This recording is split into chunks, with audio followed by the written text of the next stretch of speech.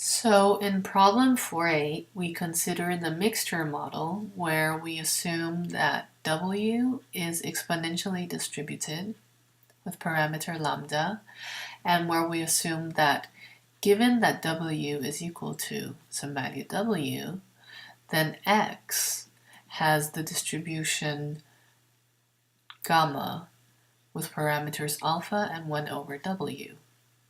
What we're asked to do as the goal is to find the mean of X and the variance of X.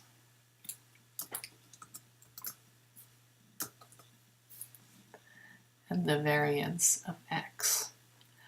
So for this exercise, once you get the correct formula, it's really pretty easy. So the two formulas that we're going to use are, well, the iterated expectation. So we will use that the mean of X is equal to the mean value of the conditional expectation of X given W.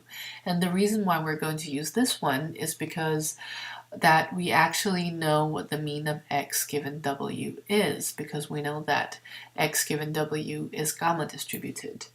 So we're going to use this one, and then we're going to use the fact that the variance of X is equal to the variance of the mean of X given W plus the expected value of the conditional variance of X given W.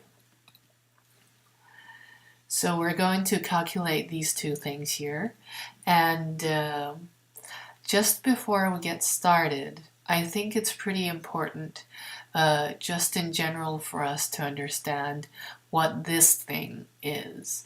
And in order to do that, I think that we should just try to see what happens in the case where we assume that, so if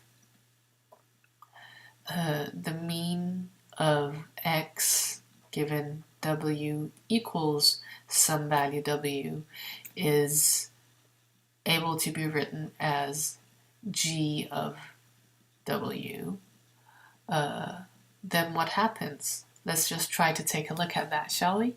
So, for example, this kind of depends on whether W is discrete or continuous, but let's just look at the case where W is continuous, because you can do the same argument for the case where W is discrete. So let's just say assume W continuous in our example.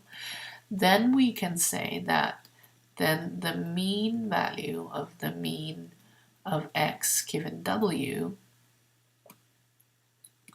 is equal to, well, since W is continuous, it has a density, and the mean value of X given W is then given as the mean value of X given W equal to W multiplied by the density, right? And the reason why we do this is because essentially what we have inside here, when we take the mean of this, we have to think which part of it is stochastic. And the stochastic part of it is actually the W, because it's the W that can be 1 or 0 or 0.5 or whatever. We've already taken the mean of X.